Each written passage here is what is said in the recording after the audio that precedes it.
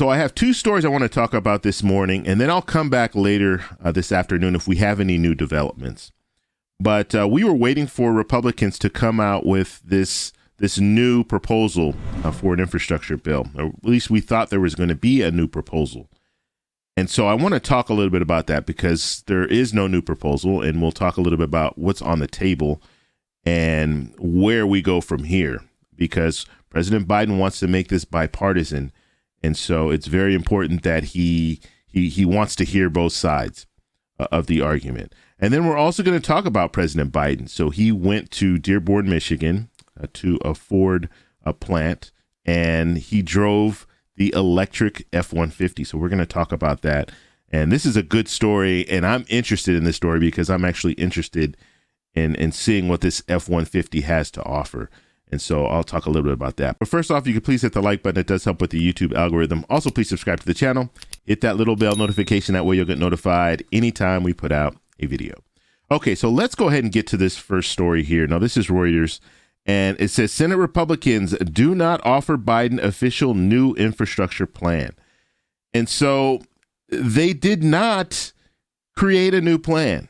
They're basically going off Senator Capito. She offered this bill, or this proposal, I should say, $568 billion proposal. She offered that a couple weeks ago, and they're going with that same proposal. They haven't changed anything. Okay, so this is the infrastructure bill. This is the roads, bridges, highways, and broadband, right? They want to keep it strictly to that. They don't want to add anything else to it. And so we know right now Biden's infrastructure plan, at least the first portion of his plan, is $2.3 trillion. That's what he's asking. So we have $2.3 trillion that the Biden administration wants, and then a $568 billion. That's what is being offered by the Republicans. The problem that I have with this is that now you've wasted 2 weeks, because if the Republicans did not want to come forward with anything new, they should have said at that time, look, it's $568 billion. That is our offer. What is your counter offer? And we were waiting. We were waiting a couple of weeks to see if the Republicans were going to offer something new. And the word around town was that they were going to offer something new. Mitch McConnell met with President Biden last week, and we were thinking, okay, there's going to be something new that's going to come out of this. But nothing came out of this. So now we've wasted 2 more weeks, and now we're going to have to see where they're going to go from here. Now, you have progressives in the Democratic Party right now, lawmakers that are saying, look, we just need to move forward, use reconciliation, go ahead and get this done, start working on getting people jobs and getting our economy back on track. But now that you've wasted those 2 weeks, now you're going to have to figure out, okay, are Republicans really serious about negotiating and moving forward with an infrastructure bill? And we do have a bipartisan group that is, both Democrats and Republicans are talking about a $1 trillion infrastructure bill.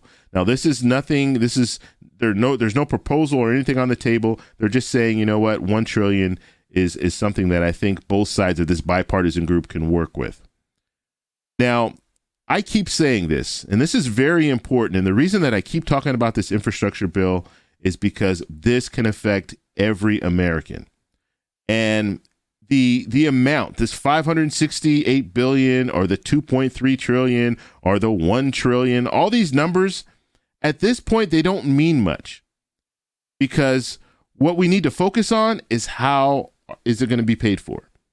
That's what we need to focus on, because you have 2 different schools of thought. You have the Biden administration saying, look, we want to raise that corporate tax rate from 21% to 28%.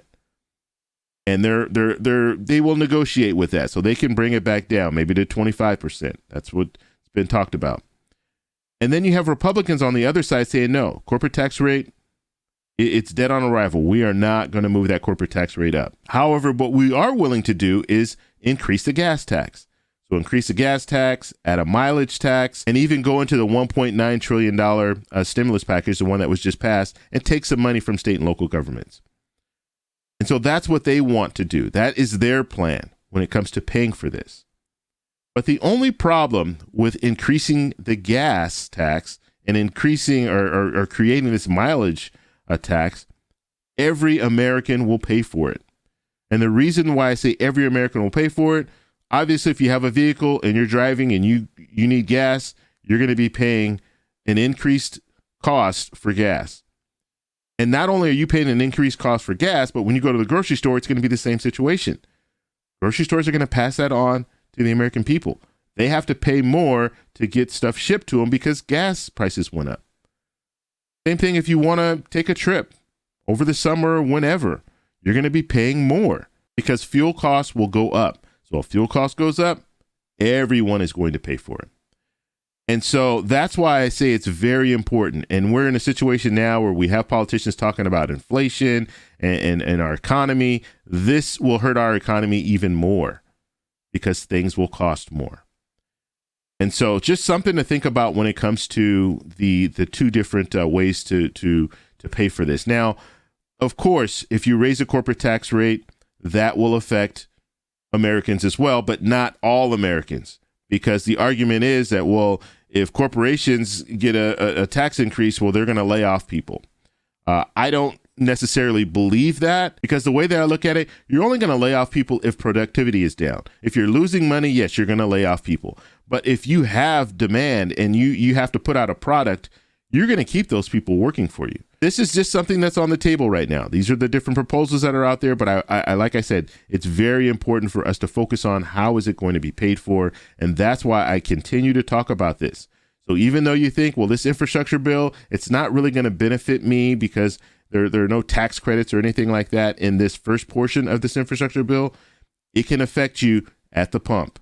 And it can affect you when you go to your grocery store. So very, very important for you to pay attention to that. We're going to continue to follow this. So make sure you subscribe, hit that little bell notification. That way you'll get notified. Okay, so I want to move over to the next story here.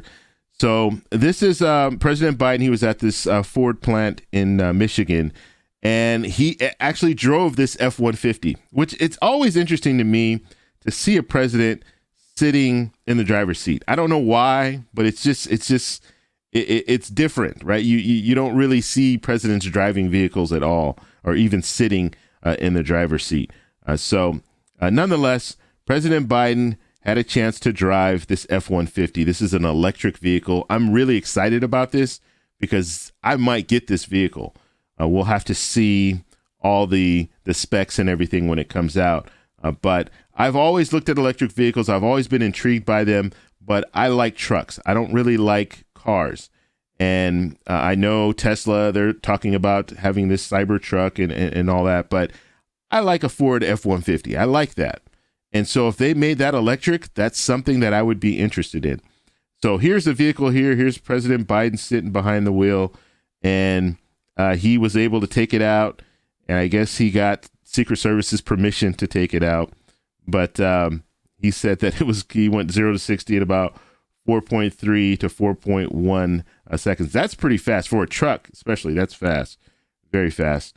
And now I know you're looking at this vehicle. You're saying, well, it doesn't really look that nice. Like, it just kind of looks like an F-150. And I'm sure they're going to do some modifications to the body. And also, all this stuff that you see on here, this is not the finished product. What they're doing is they're actually covering up the vehicle as much as they can, because they like to take these vehicles out on the road to see how they perform. And so all this stuff that's on here, obviously it's not going to be on the final product. They'll take it off and you'll be able to see it'll look a lot different and a lot better. But I just wanted to mention that because some people might look at it and say, well, it looks like it's, I don't know. It doesn't look good. But so here's the president, like I said, driving this vehicle around. And now he's kicking off the infrastructure, kind of promoting the infrastructure bill.